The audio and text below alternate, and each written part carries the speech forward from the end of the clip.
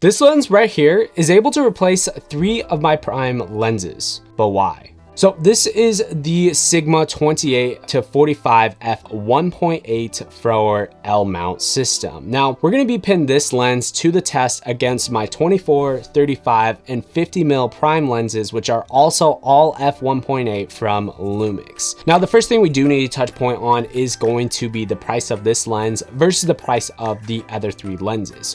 So for this one lens alone, you can get this around $1,350 for just this one lens, versus my prime lenses is coming around $1,750 for 3 lenses, basically saving me $400 with just buying one of these lenses. Now getting into the physical build of this entire lens, it's a lot heavier than these tiny lenses, without a shadow of doubt. The Sigma is coming in around 960 grams, or basically 2.11 pounds. And the Lumix lenses, for all 3 of them, is coming around 305 grams, or 1.99 pounds. But individually, each of these lenses is roughly 300 grams. So basically 1/3 of the weight of this giant lens right here. And talking about the size on that, yeah, this lens is extremely tiny. Of course though, when you do put this in a bag and having 3 of these lenses in your camera bag, this is only 6.5 inches tall for this entire lens. And then when you put all 3 of these lenses on top of each other, it's around 11.75 inches tall. The rest of the physical build is, it does have a metal exterior with a bunch of plastic and rubber all around it.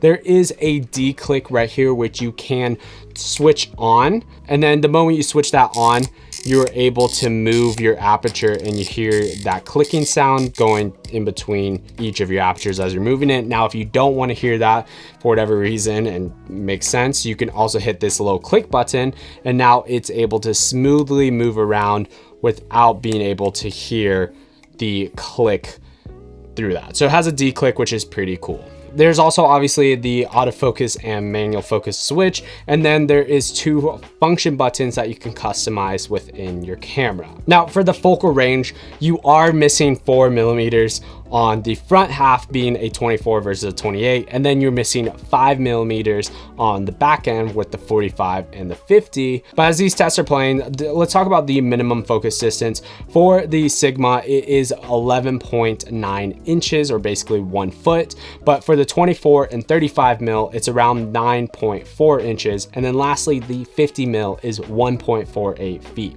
So it's only a few inches difference, or half a foot difference, but you can use different diopters like that. I wouldn't use this for a macro lens by any means, unless you're using the diopters. So for the autofocus test, I personally thought the Sigma overall performed better in comparison to the Lumix lenses. Now, Sigma is a part of the L mount alliance, meaning this is technically a native lens on Lumix cameras, even though the Lumix lenses are Lumix lenses and should be more native than this. Sigma lenses are native lenses at the end of the day. I did think that the autofocus performed slightly better on the Sigma lenses, and I thought the color overall was just a little bit more natural looking.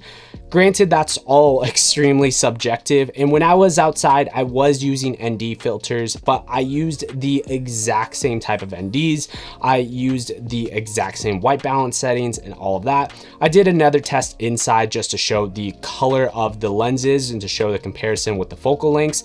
Now, for this test on the inside, there was no front filter to affect the image whatsoever, but the same white balance, the same ISO, and the exact same aperture at an f1.8 was the exact same between all of this test right here.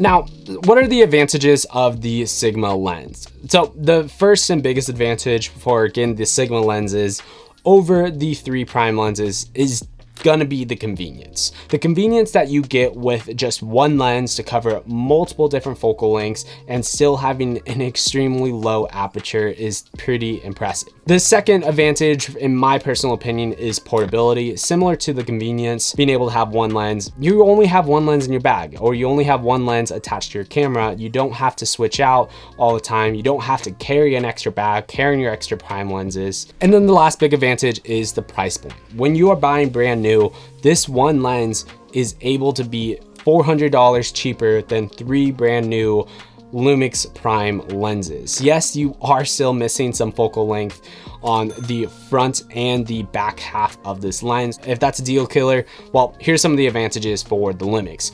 Personally, probably at the end of the day, the quality of glass is probably a little bit higher on the Lumix cameras. Granted, I did prefer the Sigma look, but again, all of that is extremely subjective. The second advantage is the size and weight of these lenses, which can be advantage or disadvantage depending how you look at it. If you're a handheld shooter, you might prefer a bigger, chunkier, heavier lens on your camera. But if you're a gimbal shooter, these lenses are so much easier to use. Being able to swap the lenses, they're all the exact same weight and size. They're really lightweight, so they're a fraction of the weight of this one lens on your camera.